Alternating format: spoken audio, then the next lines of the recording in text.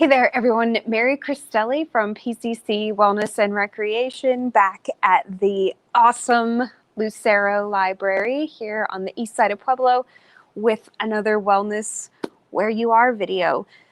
Tonight's I'm pretty excited for. I think I say that most of the time, like I'm really thrilled about this. I'm so pumped. But I'm pretty excited about this one because it's a topic that, excuse me, we've not covered in this series, and that I actually haven't covered any of the series that I've done for work.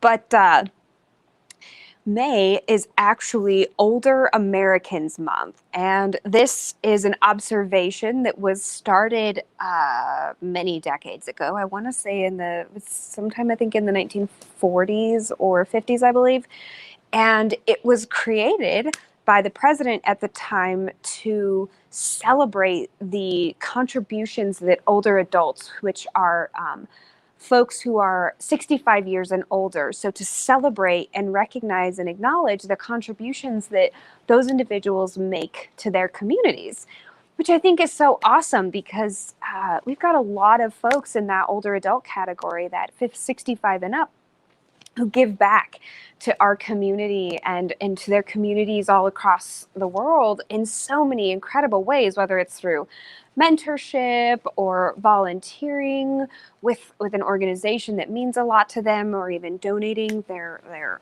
financial resources to stuff.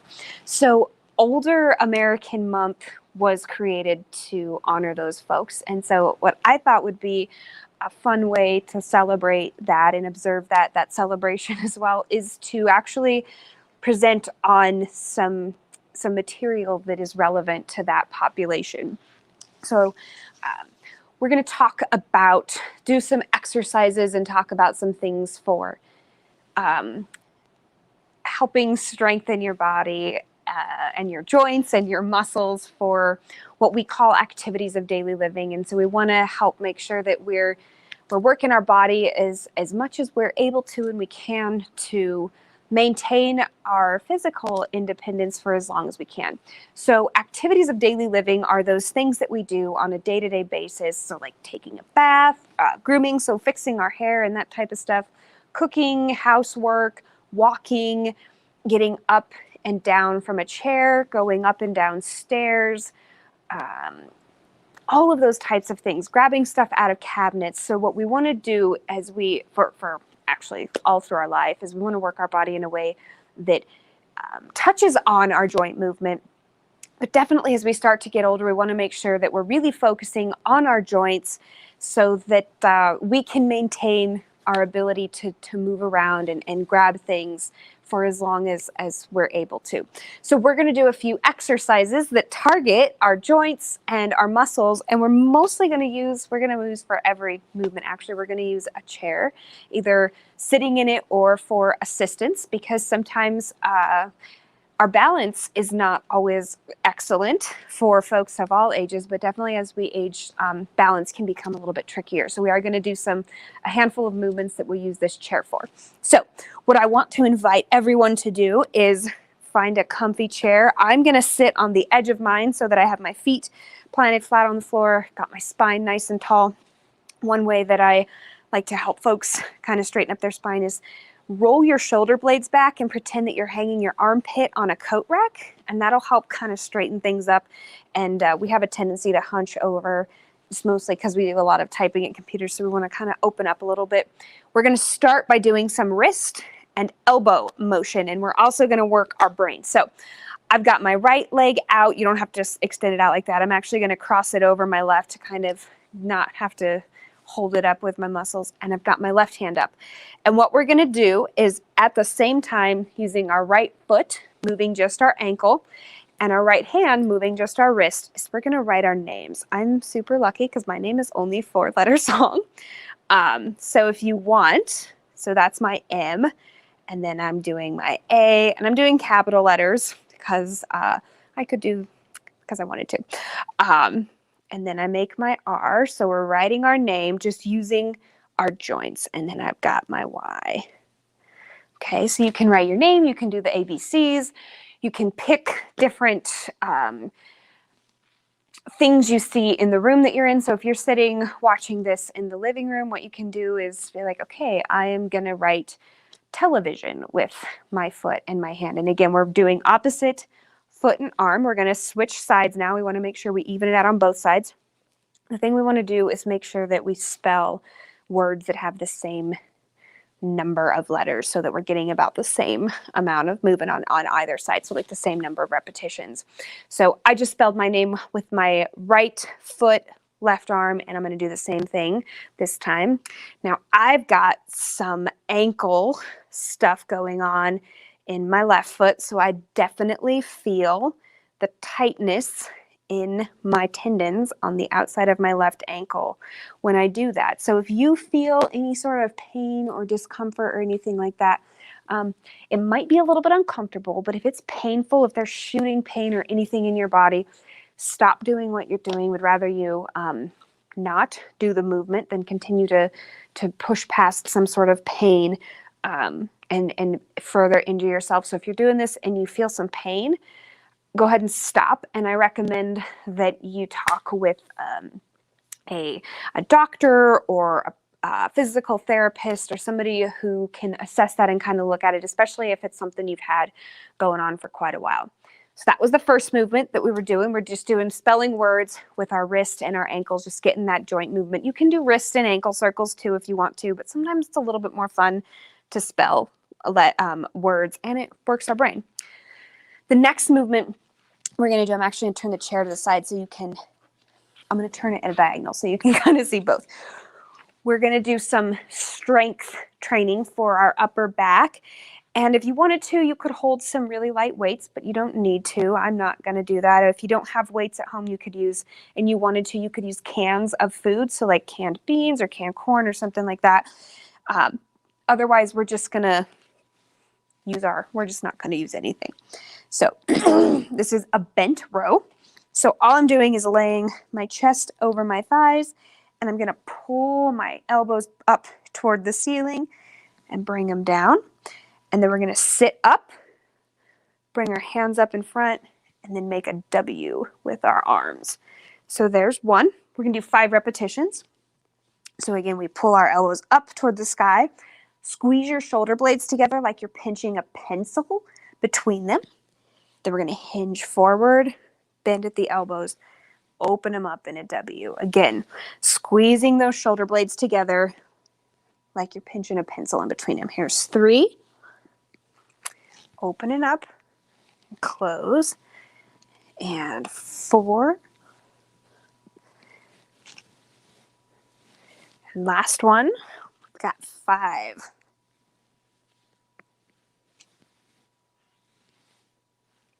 Awesome. That is that movement. The next thing we're going to do is we're actually going to stand up, and we're going to do a hip hinge. We're working the backs of our legs. We're working through our hip joint, and we're also going to work our glute muscles. So if you'd like to, if you need to, you can have this chair next to you for some stability and support. We're going to keep both of our feet on the floor, so we're not doing any single leg stuff. But if you want, or it feels better to you to have that chair there for stability, you definitely can. And all we're doing is, I've got a little bend in my knees. We don't want to lock out our knees. We want a nice little bend in them. You're going to just hinge forward at the hips. And then as you come up, you're going to squeeze your glute muscles together. So your bum muscles. We're going to do 5 of these. There's 2. Again, if we need our chair, that's okay. Here's 3. And 4. Last one. And 5. If you were wanting to work on that balance or stability portion, if you were like, that's cool with me, but I want a little bit of a challenge, you could do that with a foot up off the floor just a little bit. So again, you can hold that chair if you'd like to. But if you were just trying to challenge it a little bit more, you could definitely pick a foot up off the floor. Make sure if you do, do a single leg thing with that, like a single leg hip hinge, that you do the same repetitions with each foot so that you're balancing it out. The next one is pretty basic, and we're going to get up and out of this chair. So one, excuse me, one thing that as we get older, our joints become less flexible. Our muscular structure kind of breaks down. We start to lose muscle mass. That's very common for people. It's just part of the aging process. And it can be a little bit harder to do things like get up and down from a chair unassisted. So if you need additional assistance to do that, that is totally okay. You can use, if you've got a walker, if that's something you need, or a table.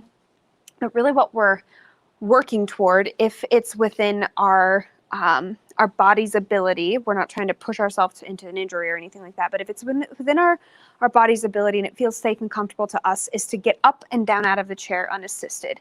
And so we want our feet planted flat on the floor, and we're just going to stand up and then sit back down. When we're doing any sort of like squatting motion, which standing up and down out of a chair is a squat, is we want to protect our joints. So we want to stack our joints is what we call it. So we've got our knee right above our ankle. And so we don't want to be back here like this, and we don't want our feet way out here. By directly putting our heels underneath our knees, we're going to help ourselves encourage us and send a signal to our brain that we're pushing our body weight through our heels. So we're going to do that again. We're going to stand up, again, pressing through your heels. So sometimes when I'm doing this, I'll lift my toes up a little bit to remind myself not to lean forward as I'm doing it. I want to lean backward. I didn't want to fall. So let's try that again. So we're going to press through our heels. There's 3. And sit back down. If you need to put your hands behind you to make sure that we'll go 4, that the chair is there. I totally understand. Sometimes I do that because it'd be really embarrassing if somehow the chair got moved. Last one. And I fell on the floor. And it would hurt too. There's 5. So you can practice that, getting up and down out of a chair. Again, if you would like some assistance for it, you can do that at the table. So you could even be at the kitchen table or something, and you could just lightly press down on the table to stand up, or use any other kind of assistive thing that feels comfortable and safe to you. So that's a chair squat. For the last 2 movements, we're going to be standing, and I'm going to use the chair as an assistive tool for this one. So we're going to do a knee raise up. We're working our hip joint. You're going to kick that foot out, and you're just going to come forward, heel, toe. And then we're going to step back, raise that knee up as high as you can, and step toe, heel, backward. So I'll turn so you can see both. I actually do need that chair, especially when I'm stepping backward again, because I've got an injury on my left foot. So heel, toe, and then we're moving our hip through its range of motion, and then back, toe, heel. We're also moving our ankle through its range of motion. So we'll go forward, heel, toe, back, toe, heel. Go ahead and switch sides. So I'll turn this way. Now I've got my left leg. We're going to come forward. We'll do 3 of these. And back. Stepping back with that toe first, lowering that heel down. Sorry, I think I might have been out of the shot on that one, so I'll come forward. So heel first, and then the toe, back up and through. Now you might not be able to get your knee up that high. That's okay. If you're coming here, that's cool. Work through your body's range of motion. We're not trying to compete with anybody here. We're just doing what feels best and right within our own body. The last movement we've got is we're going to be in a sumo squat position. So that's where we take our toes. I just realized I'm wearing black shoes and not black pants. So I'm sorry if it's like one giant black line, but we're going to point our toes outward, and we're going to do pivot. So we're going to start, you're going to squat down. So you want your knees going out to the sides. Point your toes out as much as it feels comfortable to you. So you might be like, Mary, that's not happening for me. I'm not pointing my toes out. So that's okay. If you need to point them in, that's fine. But we want a nice wide stance. So we're going to squat down as much as we can and then step back and reach. So I step back with my right arm and I'm reaching, or back with my right left leg, reaching with my left. I'm going to come forward again and squat. This time I'm going to pivot with my left foot and reach with my right. So a nice little squat, reaching, come forward, squat down, reach. You may want to have the chair for assistance. I wanted to keep it out of the way so you could see what was going on. You might want to come here. You're going to come back and reach and down and then reach. And that is it's a sumo squat pivot with a reach overhead. So those are just a few different movements that we can work on and incorporate into our exercise routine or our daily routine to help strengthen our body from ankles to our shoulders again, so that we're moving our joints through their entire range of motion and using something that we have around and available to us, and knowing that it's okay that sometimes we need a little bit of an assistive tool to help us do these exercises, and that really even if we're, you can do these at any age. The younger that we start doing some of these types of movements, all of them actually, the better that it's going to be, the better quality of years that we'll help give ourselves in the remaining years left in our life. But that sometimes we need to squat into and out of a chair, and sometimes we don't need to do that, and it's okay. It doesn't make it any less than or better than or anything like that. It's just we're doing for ourselves what is best for our own body, what feels right, and most importantly, what feels safest. So if we got to have a chair for it, or we need a little bit of something to give us an extra, even if it's peace of mind or actual stability and balance for it, we want to do that. And so that was what I wanted to talk to you all about tonight, was just a handful of exercises that are geared toward older adults, but certainly anyone can give a try and incorporate them into their day-to-day lives. So I hope this is helpful information. I'll be back in a couple of weeks with another video. Hope you have a really, really wonderful evening. Take good care of yourself.